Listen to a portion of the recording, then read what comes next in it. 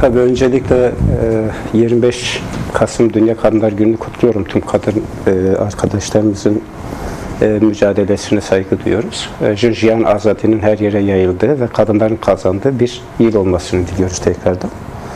Yani tabii biz daha önce de birkaç defa belirtmiştik.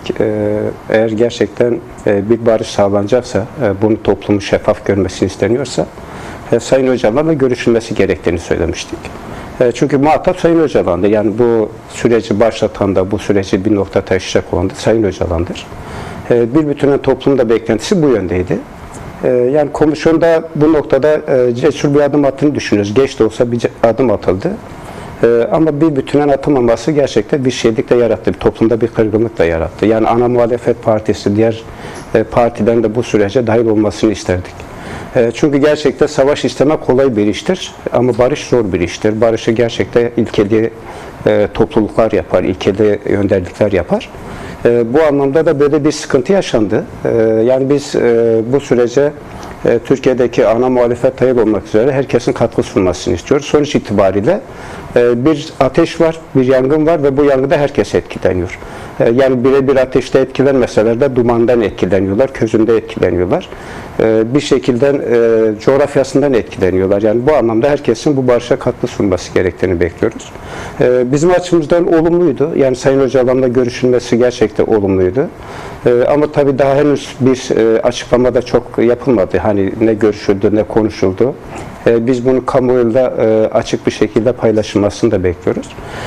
Sonuç itibariyle yani barış ve demokratik sürecin bir ayağı açıkçası geride bıraktık. İkinci aşama dediğimiz bir kavrama gelindi. Şu ana kadar tek taraflı yürüyen bir süreçten bahsedebiliriz. Bu da açıkçası biz TÜSAK ailelerinde rahatsız eden bir durum. Yani en azından iyimser adımlar atılmasını bekliyorduk. Anayasal düzenlemelerin yapılmasını bekliyorduk. Yani hiçbir şey olmasa da daha önce de belirlemiş oldukları hukuka göre bugün cezaevindeki arkadaşlarımızın bırakılmasını bekliyorduk. Maalesef şu ana kadar tek taraflı yürüyen bir süreç. Tamamen Kürt hareketi tarafından yürüyen bir süreç. Bu da açıkçası bizde bir hayal kırıklığı yaratıyor. Ailelerimizde bir kırgınlık, bir hayal kırıklığı yaratıyor. Bu da bu süreçte açıkçası beklentilerimizi karşılamadığını düşünüyoruz. Yani cesur adımların atılması, anayasal düzenlemenin bir an önce yapılması, gerçekten bu sürecin önüne açılması gereken bütün konular ne varsa şeffaf bir şekilde toplumda bir buluşturulması gerektiğini düşünüyoruz ya da anlatılması gerektiğini düşünüyoruz. Ancak onurlu bir barışın böyle sağlanacağını düşünüyoruz. Sonuçta herkesin kendi deyimine göre kendi bir bölgeleri var. Kendine göre işte bir toplumu ikna etme noktasındaki siyasi söylemleri var. Yani biz muhatap olarak daha önce şunu söylemiştik. Bu süreç siyasi bir süreç değil. Bu siyasi sürecin üstüdür. Yani hiçbir parti bir oy için ya da kendi çıkarları için bu sürece heba etmemelidir. Bu sürece katkı sunmalıdır. Siyasi kimliklerini bir kenara bırakmalı demiştik. Ve maalesef ya da daha bazı partilerin ya da daha siyasi bir rant peşinde koştuğunu görmek bizi de üzüyor açıkçası. Eğer bir kardeşlikten bahsedilecekse, eğer birlikte yaşamda bahsedilecekse, toplumun evrensel haklarında yaşayacağı bir ortam yaratacaksa herkesin bu anlamda taşın altına elini koyması gerekir. Şu ana kadar Kürt hareketi bu noktada samimi görüyoruz. Bahçeli'nin de söylemleri bu konudan iyimserdir, katkı sunuyor. Bence herkes artık şapkasını iyi önüne koymalıdır. Yani 40 bin insanın hayatını kaybettiği bu sürece artık kanla değil, barışla, güzellikle, hani o etle tırnak dediğimiz kavramı biraz daha güçlendirmek gerektiğini düşünüyoruz. Yani aslında Sayın Vekilim söyledi, yani birçok şey var, argüman işliyor. Yani bunlar herkes kendine göre bir yöntem geliştirmiştir. Yani çok böyle ne hukuksal, ne devletsel, ne de gerçekten siyasal bir şey var. Herkesin kendine göre bir hukuku belirlenmiş. Her cezaevinin müdürü ya da her cezaevinin gardiyanı ya da her cezaevinin savcısı kendine göre bir hukuk belirlenmiş. Kimisi işte biz bu sürecin karşısındayız, size gerekeni yaparız diyor. Kimisi keyfi uygulamalar. Bakın bir örnek vereceğim. 3 ay önce, 3,5 ay önce kurula çıkan bir arkadaşımız savcının itirazıyla 3 ay erteleme verildi. Arkadaşımız o zaman 44 puanı vardı. 3 ay sonra arkadaşımız işte bir hafta önce kurula çıktı, aynı arkadaşımız. Bu sefer savcı herhangi bir itiraz etmiyor. Bu sefer kurul arkadaşın 5 puanı düşürerek toplumla uyum sağlayamaz adı altına 5 puan düşürerek arkadaşımıza 6 ay erteleme verdi. Şimdi bu arkadaşımız 3 ay önce topluma uyumludur. 3 ay içeride kalmış. 3 ay sonra siz kendi gözleminizde bu arkadaşımız topluma uyumlu değil diyerek 6 ay ertelenme vermiş. Yine bizim bir arkadaşımıza 8. kezdir kurul tarafından uzatma veriliyor ve arkadaş 34. senesine girecek cezaevinde. Yani şu mudur? İnfazın bir bütünü yatırmak mıdır hedefiniz?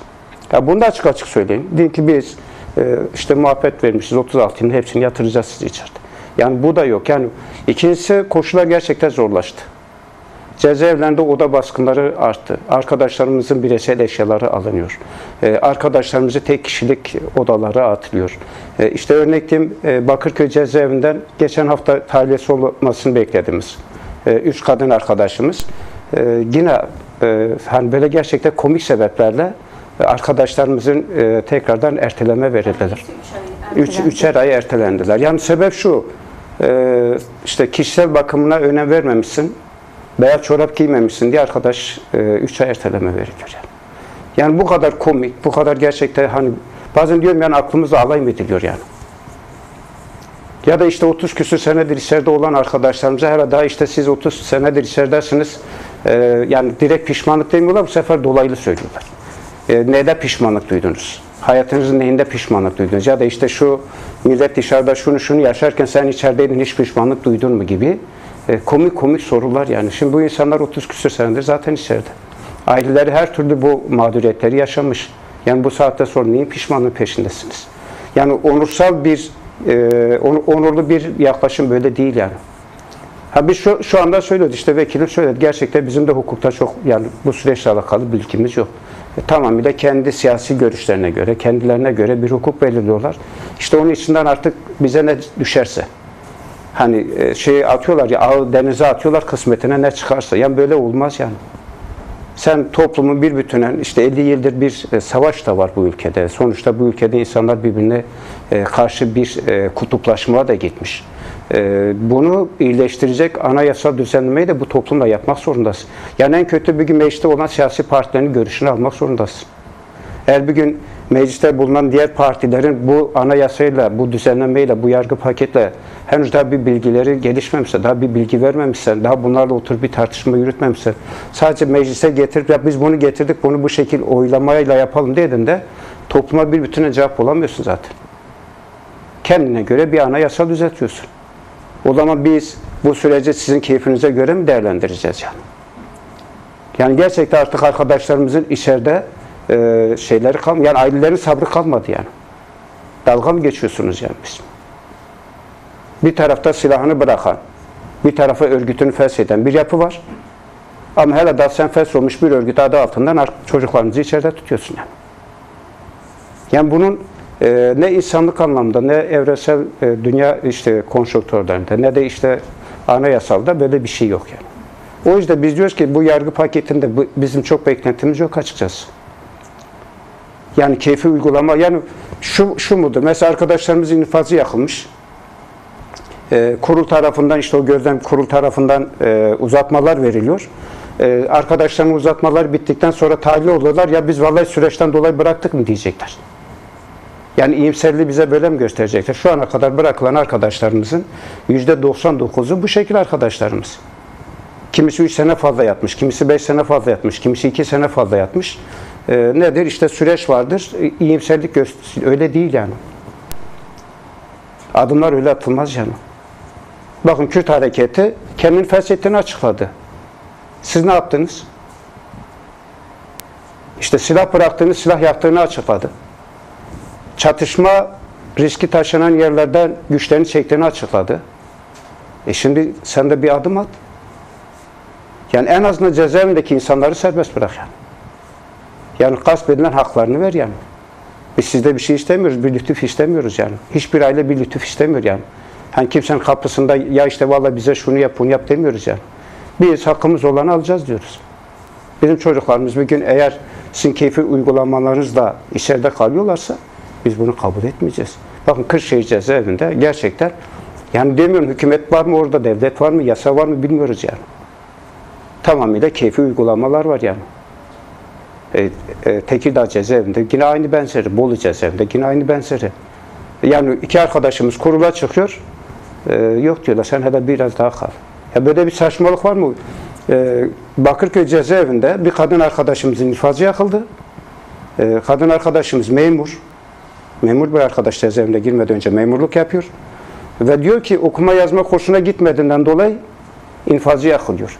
Yani görevi eğitmen olan, insanlara okuma yazmayı öğreten, senelerdir bunun için emek sarf eden, mücadele eden, çalışan, devletin resmi memuruyken cezaevine giriyor. Ve arkadaşlar sen okuma yazma kursuna gitmedin diye pardon, infazı yakılıyor yani. Şimdi biz bunun hukukunu nereye bağlayacağız? Ya da biz gerçekten bunların samimiyetini nereden ölçeceğiz? Bakın biz 22-23'ünde bir sergi düzenledik. MKM'de bir sergi düzenledik. Kadın arkadaşlarımızın el emeğiyle yapılmış olan bir sergiydi. Gerçekten o hani toplumla uyum sağlayamazlar.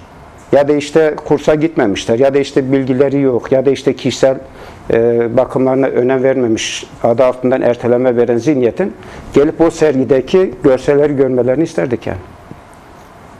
Gerçekten siz o şartlarınıza, bütün imkanlarınıza rağmen öyle bir sergi yapabiliyor musunuz? Öyle bir ressamlık yapabiliyor musunuz? Toplumu öyle aydınlatabiliyor musunuz? Yani yaptıkları resimde toplumu gerçekten aydınlığa, toplumu birleştirmeye götürebiliyor musunuz? Yani sanatsal bir yapıları bile bugünkü hukukunuzun çok önünde yani. Siz bizim aklımıza alay mı ediyorsunuz? Gerçekten samimi davransınlar. Bütün siyasi partiler samimi davransın. Yani bu süreç gizli yürütülecek, kapalı kapıların ardında yürütülecek bir süreç değil. Ya da bu süreç bizim çocuklarımız üzerinden pazarlık yapılacak bir süreç değil. Yani kabul etmiyoruz yani. Bakın biz daha önce söyledik yani bugün cenazesi olmayan ailelerimiz var. Bugün çocukların kemiklerine ulaşamayan ailelerimiz var. Ya da bugün Kılyos'ta işte kaldırım altında yüzlerce arkadaşların cenazesi var yani. Şimdi böyle mi olacak? Yani barış böyle mi sağlanacak? O anlamda hükümetin ya da işte yetkili kurumların gerçekten samimi. Eğer barış istiyorlarsa samimi adım atmaları lazım. Yani bu ülkenin Kürdü, Türk'ü, Çerkez'i fark etmez. Herkes senelerdir acı çekti. Bunun ekonomik boyutları var, bunun toplumsal boyutları var.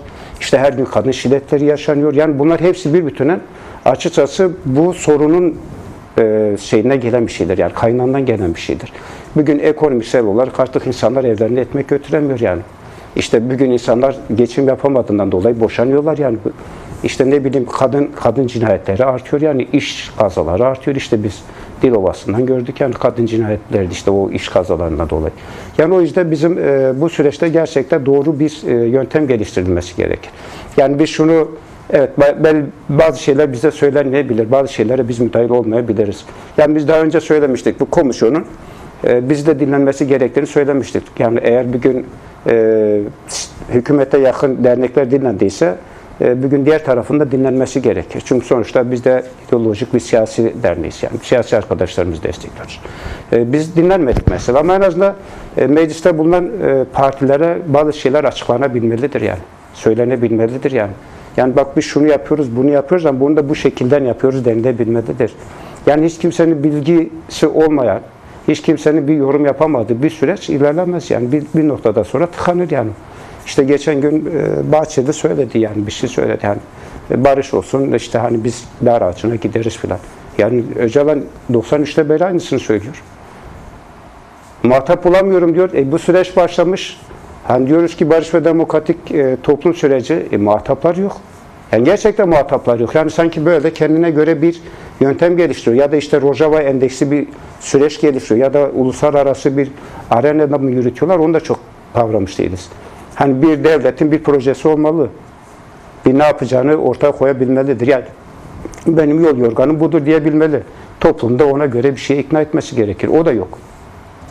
Hani o da yok. Gerçekten süreci böyle kendi haline bırakılmış.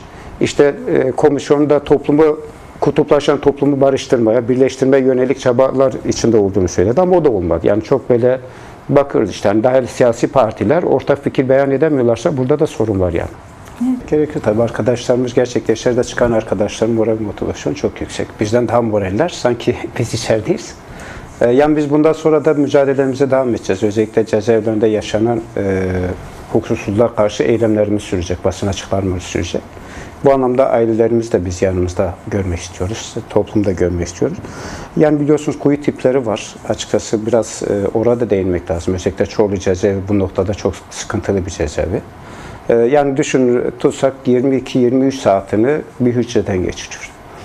Yani dolaşma alanı yok. Ya uzanacak ya oturacak. Günün bir saatini ancak beton açık alanlarında geçirebiliyor. Yani arkadaş diyelim daha bu ihtiyacı için tekrar hücresine döndüğünde bir daha çıkamıyor. İkincisi havalandırma sorunları gerçekten yüksek. Yani yüksek bir yer yapmışlar. Gökyüzünü görme şansın, hava alma şansın yok. Pencerelerin demir korkuluklarla yapılmış. Bir de o korkulukların üzerine ayrıca lava yapılarak içeriye hava alınmasını engelleniyor. Yani artık bu devirden, yani bu 21. yüzyılda bu insanlık dışı uygulamalar son bulması gerekir. Bu kuyu tipli cezaevlerin de bir an önce kapatılması gerekir. Yani aslında bir bütüne kapatılması gerekir. Bütün cezaevlerin, işte bahsettiğiniz adalet saraylarının bilmem kaç tane yapıldığını falan. Yani cezaevleri de kaç milyon olduğunu artık saymak gerekiyor. Bu anlamda biz de Maytoeder olarak bundan sonra da arkadaşlarımızın, ailelerimizin yanında olacağız. Mücadelem hangi umut zaferde kıymetlidir. Biz bu umudu her geçen gün daha büyüteceğiz. Hem size hem de bizi dinleyenlere teşekkür ediyoruz.